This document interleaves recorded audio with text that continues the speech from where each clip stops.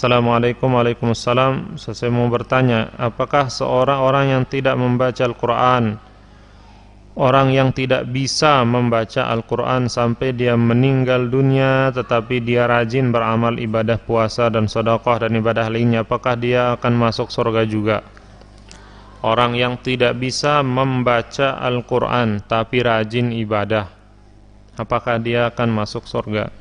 Perlu diketahui bahwa membaca Al-Quran ada yang hukumnya wajib dan ada sunnah. Membaca yang wajib adalah wajib kita bisa membaca apa yang diwajibkan oleh Allah Ta'ala, seperti Al-Fatihah. Di dalam sholat kita wajib membaca Al-Fatihah, maka setiap muslim wajib, tidak boleh tidak, dia harus bisa Al-Fatihah. Dia harus bisa Al-Fatihah, karena ini menyangkut kewajiban. Adapun selain dari itu, maka hukumnya sunnah. Misalnya ada orang yang tidak bisa membaca Al-Quran, maka dia ya karena suatu dan lain hal, maka dia tidak berdosa. Yang wajib dari Al-Quran adalah pengamalannya.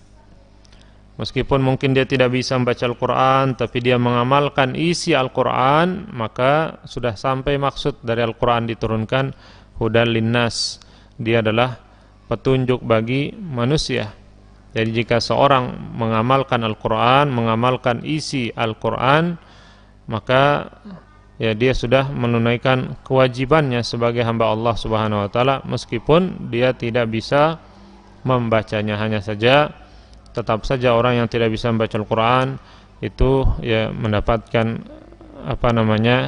kerugian yang besar dibandingkan orang yang bisa membacanya. Tapi secara umum membaca itu ada dua macam. Pertama membaca huruf, kedua membaca mengucapkan tanpa bisa melihat huruf. Artinya dia membaca mengandalkan hafalan.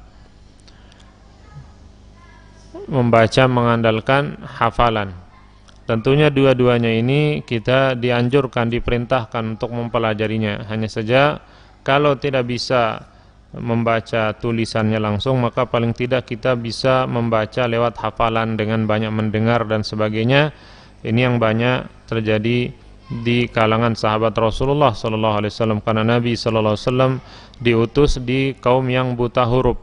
Nah, banyak mereka yang tidak bisa membaca tulis, tapi mereka memiliki hafalan banyak dari Al-Quran karena ya lewat pendengaran.